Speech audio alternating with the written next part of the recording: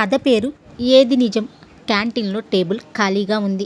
ఇంతలో అదే ఆఫీస్లో పనిచేసే కొందరు వచ్చి కూర్చున్నారు. ఏం సార్, ఏం తీసుకుందాం అని శంకర్ అడిగాడు. కాఫీ చాలండి అన్నారు శర్మ. శంకర్ అందరికీ కాఫీ ఆర్డర్ చేశాడు. ఇంకేం విశేషాలు అని అడిగాడు శర్మ. ఇంతలో సూర్యం అన్నాడు, చూసారా సార్, మార్కెటింగ్ సెక్షన్లో పనిచేసే లావణ్య ఎలాంటి సిగ్గుమాలిన పనిచేసిందో. శర్మ కొద్దిగా అసహనంగా అన్నాడు, ఏమైందండి, ఆమె ఏం చేసింది మీకు? సూర్యం అన్నాడు హాయిగా, ఆ పీటర్ గాడితో ఆఫీస్ టూర్కి వెళ్ళింది. ఇంకో 4 దినాల వరకు రాదు. ఏమి సార్, ఈ ఆడపిల్లలు ఇంత బరి తెగించిపోతున్నారే అన్నాడు. శర్మ అన్నాడు, అది ఆఫీస్ టూర్ కదండి, ఆఫీస్ పని మీద వెళ్ళింది అంతే. హోటల్లో కూడా సెపరేట్ రూమ్స్లో ఉంటారు, మనం అలా అనుమానించకూడదు.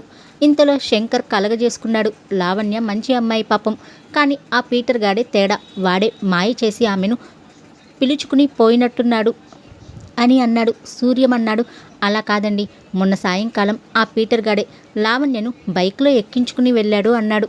అక్కడే ఉన్న పాల్ కూడా కలగజేసుకున్నాడు, ఆడపిల్లలే అంత అడ్వాన్స్డ్గా ఉంటే మగపిల్లలు ఏం చేస్తారు? పీటర్ మంచివాడే, ఆ అమ్మాయి మీద పడి వస్తూ ఉంటే ఇంకేం చేస్తాడు?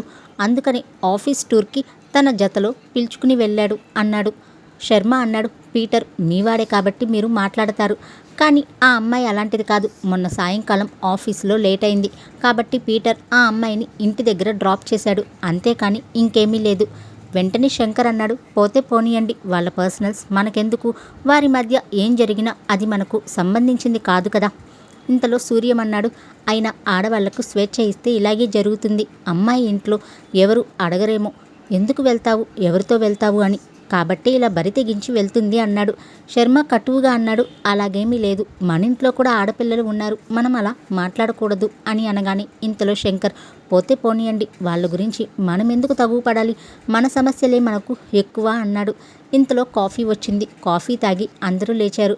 శంకర్ బిల్ పే చేశాడు. వాళ్ళ మాటలు కుతూహలంగా వింటున్న క్యాంటీన్ గల్లాపెట్టి దగ్గర ఉన్న క్యాషియర్ మాత్రం తన మనసులో ఇలా అనుకున్నాడు, వీళ్ళలో నిజం చెప్తుంది ఎవరు అని, ఇంతకీ ఏది నిజం అని.